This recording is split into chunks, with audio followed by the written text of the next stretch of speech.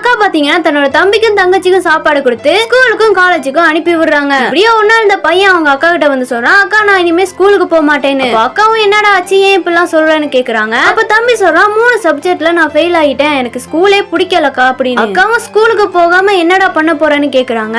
தம்பி சொல்றான், நம்ம மாமா ஆட்டோ ஓட்டுறாருல அதே மாதிரி நானும் ஆட்டோ ஓட்ட போறேன்னு. கேட்டு அக்கா ரொம்பவே கோவப்பட்டு, இதுக்காட உன்னை இவ்வளவு நாள் படிக்க வச்சேன், ஒழுங்கு மரியாதை உன்னை டியூஷன் சேர்த்து விட, அங்க போய் படி அப்படின்னு. கேட்டு தம்பியே நல்ல முடியாது அப்படின்னு சொல்லிட்டு அந்த இடத்துல இருந்து போயிடுறான். இப்படி இந்த பக்கமா இந்த பொண்ணு காலேஜுக்கு போகாம ஒரு பையனோட பேசிக்கிட்டு இருக்கா. இத பாத்தீங்கன்னா இவங்களோட மாமா பாத்துடுறாரு. இந்த பொண்ணுமே அவங்க மாமா பார்த்தத பாத்துடுறா. இந்த பொண்ணு வீட்டுக்கு வரா. அப்படி வரும்போது அக்கா கேக்குறாங்க, என்னடி காலேஜ் போகாம ஒரு பையனோட பேசிட்டு இருந்தியாமே, யார் அந்த பையன் அப்படின்னு. அப்ப இந்த பொண்ணு மாமா எல்லாத்தையும் சொல்லிட்டாரு போல. ஆமாக்கா நான் அவனை வந்து கல்யாணம் பண்ணிக்க போறேன், அவனை வந்து எனக்கு ரொம்பவுமே பிடிச்சிருக்கு அப்படின்னு. இந்த பக்கமா மாமாவும் பாத்தீங்கன்னா வீட்டுக்கு வந்துடுறாரு. அப்ப இந்த பொண்ணு அவங்க மாமாவை பத்தி கேக்குறா. அக்கா கிட்ட அங்க என்ன நடந்துச்சுன்னு சொல்லிருக்கீங்க, நாங்க 2 பேரும் கையை பிடிச்சு பேசிக்கிட்டு இருந்தோம், இப்படி எல்லாம் சொல்லி இருந்திருக்கலாம் தானே, உங்களோட வயசுக்கு தகுந்த மாதிரி நடந்துக்கோங்க அப்படின்னு சொல்லிட்டு மாமாவை திட்டிட்டு இருக்கா. அப்ப அக்கா பாத்தீங்கன்னா ரொம்பவுமே கோபமாகி மாமா கிட்ட மரியாதையா பேசிடி, நம்ம அப்பா இல்லாம போனதுக்கு அப்புறம் அப்பா இடத்துல இருந்து பாத்துக்கிறது நம்ம மாமா தான், மாமா ஒன்னும் சொல்லல, பக்கத்து வீட்டு அம்மா தான் நீ ஒரு பையனோட பேசிக்கிட்டு இருந்தேன்னு சொன்னாங்க, ஒழுங்கு மரியாதை மாமா கிட்ட மன்னிப்பு கேளுன்றாங்க. அப்ப இந்த பொண்ணு மன்னிச்சிருங்க மாமா அப்படின்னு சொல்லிட்டு அந்த இடத்துல இருந்து போயிடுறா. இந்த பக்கமா இந்த அக்காவோட தம்பியும் யாருக்குமே தெரியாம ஒரு இடத்துல இருந்து சிகரெட் பத்திக்கிட்டு இருக்கான். அப்போ இத பாத்தீங்கன்னா அக்கா பாத்துடுறாங்க.